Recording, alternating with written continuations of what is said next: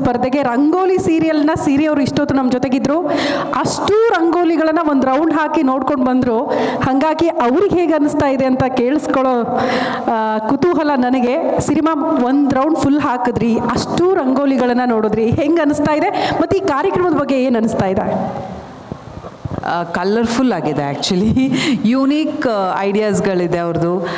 ಕೆಲವರು ಬೇಳೆ ಯೂಸ್ ಮಾಡ್ತಿದ್ದಾರೆ, ಹೂಗಳನ್ನ ಯೂಸ್ ಮಾಡ್ತಿದ್ದಾರೆ. ಆಮೇಲೆ ಅಲ್ಲಿ ಒಬ್ಬರು ಕಾಯಿ, ಬಾಳೆಹಣ್ಣು ಇದನ್ನೆಲ್ಲ ಹಾಕಿರೋದು ನೋಡಿ ನಿಜವಾಗ್ಲೂ ಅದೇ ಅಂದೆ, ಗುಡ್. ನಾನು ಜಡ್ಜ್ ಮಾಡ್ತಾ ಇಲ್ಲ, ನಾನಾಗಿದ್ದರೆ ಎಲ್ರಿಗೂ ಕೊಟ್ಬಿಡ್ತಿದ್ದೆ.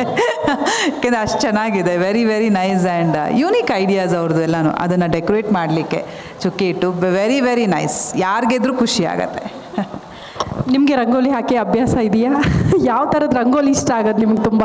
ಯೂಶಲಿ ಈಗ ಚುಕ್ಕಿ ಇಟ್ಟು ರಂಗೋಲಿ ಹಾಕ್ತಾರೆ, ಫ್ರೀ ಹ್ಯಾಂಡ್ ರಂಗೋಲಿಗಳು ಬಂದಿದೆ, ವೆರೈಟಿ ರಂಗೋಲಿಗಳು, ಯಾವ್ದು ಇಷ್ಟ ಆಗುತ್ತೆ?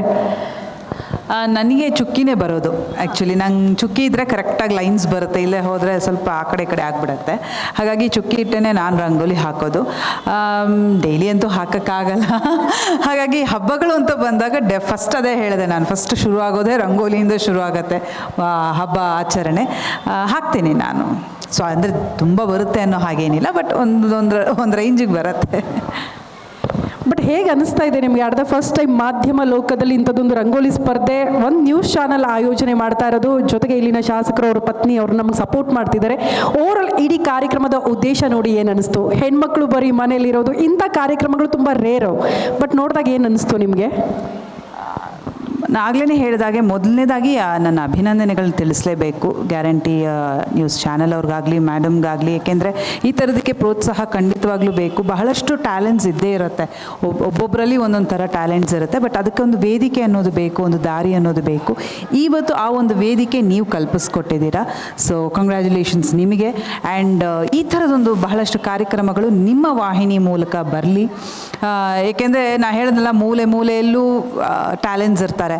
ಅದನ್ನು ಹೊರಗೆ ತೆಗೆಯುವಂಥ ಒಂದು ಪ್ರಯತ್ನ ಯಾರಾದರೂ ಒಬ್ಬೊಂದು ಹೆಜ್ಜೆ ಇಡಲೇಬೇಕಾಗತ್ತೆ. ಅದು ಇವತ್ತು ನೀವು ಮಾಡಿದ್ದೀರಿ. So very happy. ಈ ಥರದ್ದು ಇಲ್ಲಿಗೆ ಆಗದೆ ಇನ್ನೂ ಕಂಟಿನ್ಯೂ ಆಗಲಿ ಅಂತ ನಾನು ಆಶಿಸ್ತೀನಿ.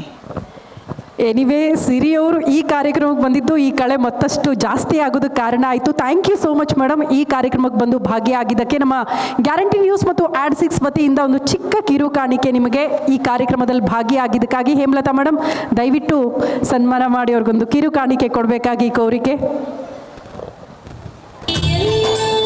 ಚುಕ್ಕಿ ಸೇರಿ